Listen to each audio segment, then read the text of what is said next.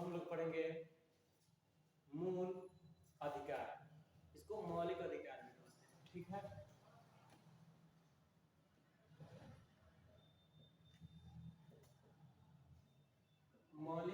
मूल अधिकार।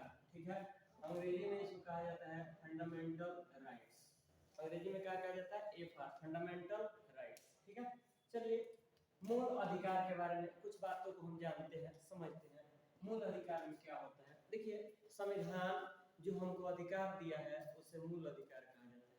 ठीक है, ये अधिकार हमारे देश के सीमाओं से बंधे हुए होते हैं। ये जब भी होंगे देश की सीमाओं से बंधे हुए होंगे। ठीक है, तो जानते हैं, सबसे पहले जानेंगे कि मूल अधिकार को किस देश से लिया गया है? तो यूएसए। ठीक है, यूएसए से लिया गया है किसको? मूल अधिकार को। ठीक, मूल अधिकार बाध्य योग्य होता है। मूल अधिकार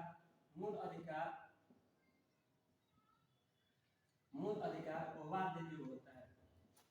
बाध्य योग्य मतलब इसे न्यायालय में चुनौती दिया जा सकता है। आपके मौलिक अधिकार का उल्लंघन होगा तो न्यायालय में चुनौती दिया जा सकता है, कोई नहीं।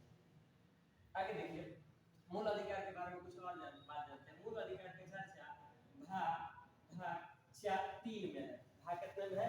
भाग 3 में है। भाग 3 को संविधान का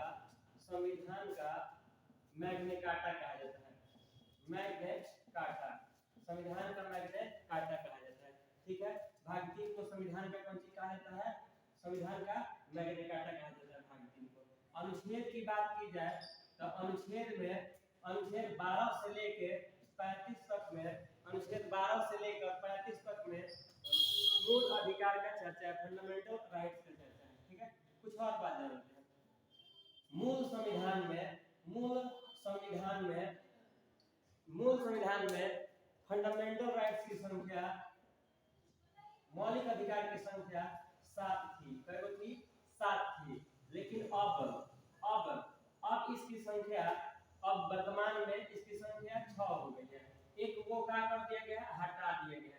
जिसको हटाया गया है इसका नाम है संपत्ति का अधिकार। संपत्ति का अधिकार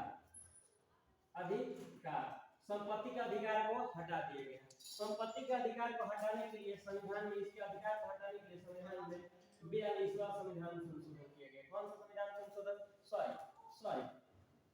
44वां संविधान संशोधन किया गया। कौन सा संविधान संशोधन किया गया? 44वां संविधान संशोधन किया गया। 44वां संविधान संशोधन 1978 में किया जाता है। ठीक, 1978 में 44वां संविधान संशोधन करके इसको यहाँ से हटा दिया जाता है। भाग 3 से संपत्ति के अधिकार को हटा दिया जाता है और हटा के रखा जाता है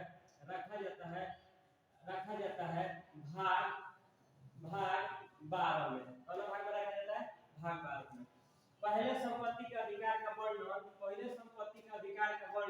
अनुच्छेद 19 और अनुच्छेद 31 में था। अनुच्छेद 19 और अनुच्छेद 31 में था पहले संविधान में संपत्ति का अधिकार का वर्णन। ठीक, लेकिन जब संविधान में संशोधन कर दिया गया, कौन सा? 44वां संविधान संशोधन 1978 में, तब उसको रख दिया गया कौन भाग में?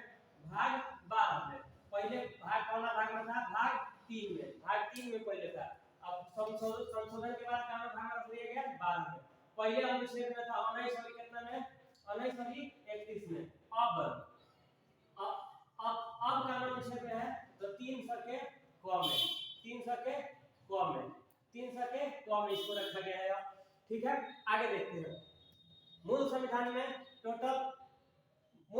फंडामेंटल राइट्स संख्या 7 को थी, अब क्या है? 6 को है। ठीक है, एक को हटा दिया गया 44वां संविधान संशोधन करके, उसको रख दिया गया भाग 12 में। 12 के कानून अनुच्छेद में 300 के क में पहले संपत्ति का अधिकार के चर्चा था अनुच्छेद 19 और 31। आपके दिमाग में आएगा कि दो जगह एक बात का है, वो कोई जान जाइए। 19 में जो था ये खुद के द्वारा अर्जित संपत्ति था। जब 31 में था ये पूर्वजों के द्वारा अर्जित संपत्ति था। ठीक है, इसलिए इसको हटा दिया गया। ठीक, थोड़ा सा इधर देखते हैं। अब इसके बाद से 7 अधिकार हम लोग जानेंगे। ठीक है, नेक्स्ट वीडियो में। आपको कैसा लगा ये वीडियो कमेंट्स करें। और कमेंट्स करके हमें जरूर बताएं, अपना सुझाव दें। धन्यवाद।